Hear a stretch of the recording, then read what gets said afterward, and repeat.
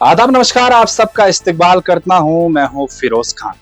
और आप देख रहे हैं इस समय एफके टॉक्स। और हमारी ये कोशिश रहती है कि हम आपको उन तमाम अपडेट से आगाह कराएं जो इस वक्त मिडिल ईस्ट के हवाले से हमें देखने को मिल रही है। मिडिल ईस्ट की जंग को लगभग आज 31 दिन होने जा रहे हैं, यानी कि पिछले एक महीनों से मिडिल ईस्ट के अंदर अमेरिका, इजराइल और ईरान के बीच में जो जंग है वो हमें देखने को मिल रही है। और कहीं ना कहीं ये भी देखा जा रहा है कि जिस तरीके से रहबर मुअज्जम की शहादत के बाद से जो शहादतों का सिलसिला है वो मुसलसल जारी था, और उसके बाद कहीं ना कहीं ईरान ने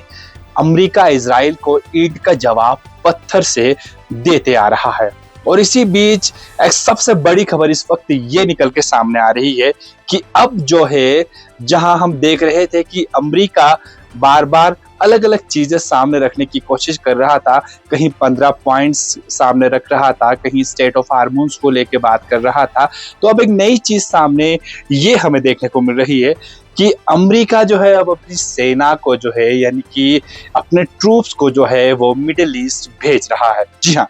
एक बहुत बड़ी अपडेट है इस वक्त। और इस अपडेट के हवाले से हम बात करें तो उनकी जो एक अमेरिकन एक जर्नलिस्ट हैं, उन्होंने एक वीडियो के जरिए जो है ये चीज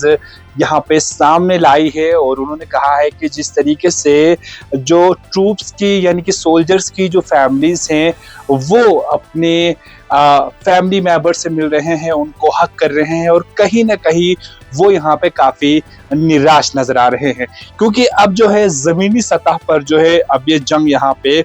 देखने को मिल सकती है। और एक चीज आपको बता दें कि पिछले कई वक्त से देखा यह जा रहा था कि अमेरिका की तरफ से बार बार ये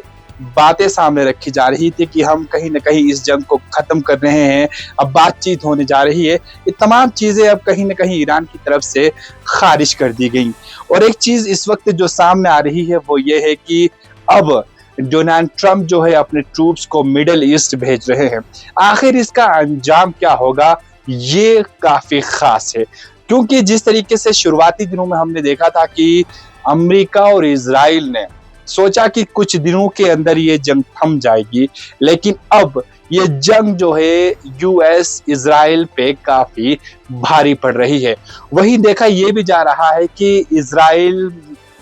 के अंदर इस वक्त जो वहां की सेना जो है वो बिल्कुल ही नहीं मान रही है जंग के लिए। और वहीं अमेरिका के अंदर भी, यानी कि यूएस आर्मी के अंदर भी ये देखा जा रहा है कि वो अभी बिल्कुल पीछे हट रही है, और वो कह रही है कि हम इजराइल के लिए जंग नहीं लड़ सकते हैं। आखिर ये क्या होगा आने वाले वक्त में, ये सबसे बड़ा क्वेश्चन मार्क हमारे सामने इस वक्त देखने को मिल रहा है। एक चीज और एक बता दें यहाँ पे, जिस तरीके से मिडिल ईस्ट में अपनी फौज को भेजा जा रहा है, लेकिन वही ईरान जो है बहुत पहले से इस चीज की तैयारी कर चुका है। अगर ग्राउंड जीरो में अगर लड़ाई शुरू होती है, जमीनी सतह पे अगर लड़ाई यहाँ पे शुरू होती है, तो उसके लिए ईरान ने पहले से ही 10 लाख जो सोल्जर्स हैं उन्हें पहले से ही तैनात कर दिया है।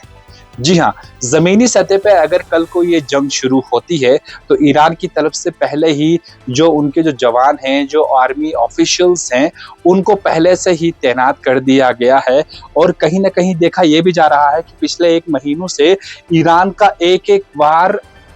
इजराइल के अंदर, यानी कि इजराइल जो 1800-1900 किलोमीटर दूर बैठा है, उसके अंदर काफी भारी पड़ रही है। और इसके साथ साथ ईरान उन तमाम बेसिस को निस्तनाबूद कर चुका है यूएस इजराइल के,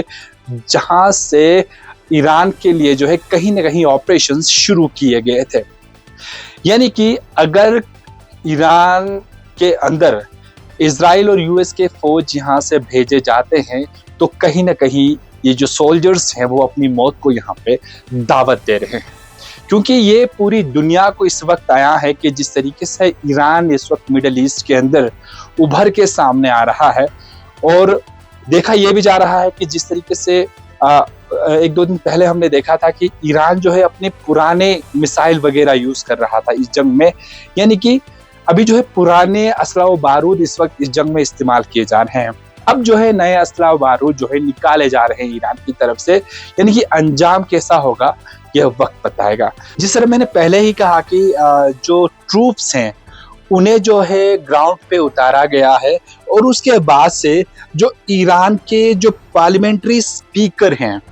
उन्होंने डायरेक्ट जो है वो वार्निंग इशू किया है कि हम जो है जो सेना तुम यहाँ पे भेज रहे हो ग्राउंड जीरो में, उन्हें हम हटा देंगे, यानी कि उन्हें हम निस्तो नाबूद कर देंगे, उन्हें हम जो है आग में झोंक देंगे। यानी कि साफ तौर पे ईरान ने कह दिया है अगर तुम ग्राउंड जीरो में उतरते हो जंग के लिए तो तुम्हारी सेना यहाँ से वापस नहीं जाएगी। कट्टर बात जो है इस वक्त यहाँ पे जो ईरान के जो पार्लियामेंट्री स्पीकर हैं, पार्लियामेंट स्पीकर हैं, उनकी तरफ से ये बात यहाँ पे सामने आ रही है और कहा यह जा रहा है कि हम उनको नर्क पहुंचा देंगे। यानी कि अब ये जो जंग है वो बहुत आगे पहुंच चुकी है। जहां एक तरफ मिसाइलों से अटैक किया जा रहा था, अब जो है ये जंग जमीनी सतह पे भी देखने को मिल सकती है। कि इस वक्त जिस तरीके से रहबर मौज़म की शहादत हुई उसके बाद से देखा यह जा रहा है कि डोनेशन कैंपेन का जो सिलसिला है वो काफी तेजी से आगे बढ़ता जा रहा है। जी हाँ, वो इसलिए मैं कह रहा हूं क्योंकि लोग जो है डोनेशन आगे बढ़ के हिसाब से देते आ रहे हैं। आपको बता दें कि जहां एक मुर्गे की कीमत 1500 रुपए होती है, अब वो मुर्गा ईरान के लिए जब लोगों ने डोनेट किया उस मुर्गे की कीमत 1,25,000 रुपए पहुंच गई। और वहीं एलओसी के नजदीक काक्सर गांव में जब एक अंडे की कीमत हमने जानने की कोशिश की मार्केट में, उसके 7 रुपए थे, लेकिन जब वो वहां पे डोनेशन के लिए वो अंडा वहां पे पहुंचा टेबल में, जब वो नजर आया उसकी कीमत 6,000 तक पहुंच गई। यानी कि ये बात साफ है कि यहाँ के लोगों में एक बहुत बड़ी चीज देखने को मिल रही है, वो है इंसानियत। इंसानियत में सिर्फ ये बात नहीं कर रहा हूं कि सिर्फ मुस्लिम लोग ही आगे आ रहे हैं, शियाने अली आगे आ रहे हैं, बल्कि अलग अलग कम्युनिटी से जो लोग हैं वो इस वक्त आगे आ रहे हैं और कहीं ना कहीं इस वक्त ईरान का सपोर्ट करने के लिए यहाँ पे कोशिश की जा रही है। और एक चीज मैं आपको बता दूं कि लेह के अंदर जो अंजुमन इमामिया है, जो यूथ विंग है, उन्होंने आज एक डोनेशन रिसीव किया। जी हाँ, मैं आपको बता दूं MIMC यानी कि लद्दाख के जो बुद्धिस्ट मॉन्क हैं उनकी तरफ से जो international Mahabodhi international meditation centre है लेह के अंदर, उन्होंने 50,002 रुपये यानी कि 50,002 रुपये इस वक्त ईरान के लिए यहाँ पे डोनेट किए हैं। ये एक बहुत बड़ी बात है क्योंकि लद्दाख के अंदर देखा यह जाता है कि बुद्धिस्ट कम्युनिटी कई वक्त से एक साथ एक ही प्लेटफॉर्म पे रहते आ रहे हैं और एक भाईचारे का एक सबसे बड़ा मिसाल, सबसे बड़ा एग्जाम्पल जो है वो वहीं से हमें देखने को मिलता है। तो उसी चीज का असर जो है कहीं ना कहीं जो डोनेशन कैंपेन इस वक्त कंटिन्यूअसली चल रहे हैं, उस डोनेशन कैंपेन के लिए इस वक्त बुद्धिस्ट कम्युनिटी के जो मॉन्क्स हैं वो भी आगे आ रहे हैं। और कुछ दिन पहले हमने देखा था कि जो करगिल के जो सिख कम्युनिटी के जो लोग हैं उन्होंने भी 50,000 रुपये यानी कि ईरान के लिए इस वक्त डोनेट किए हैं। और अलग अलग चीजें इस वक्त जो है खास तौर पे डोनेशन के हवाले से हम देख रहे हैं कि हर एक मजहब और मिल्लत के जो लोग हैं वो आगे आ रहे हैं, ईरान की मदद करने की यहाँ पे कोशिश कर रहे हैं। जी हाँ, एक अलग मोड़ ले चुका है इस वक्त ईरान इजराइल जंग, और इस जंग में आखिर होगा क्या कि आने वाला वक्त ही बताएगा। तमाम अपडेट्स के लिए जितनी भी अपडेट्स इस वक्त मिडिल ईस्ट से आ रही हैं, तमाम उन अपडेट्स को हम आप तक पहुंचाने की कोशिश करेंगे जो इस वक्त मिडिल ईस्ट या अलग अलग जगहों से हमारे पास आती है। कोशिश हमारी यही रहेगी कि आप लोगों तक एक रिलायबल सोर्स के मुताबिक ये तमाम चीज़ें आप लोगों तक हम पहुंचाने की कोशिश करेंगे। मुझे दीजिए इजाज़त। खुदा हाफिज।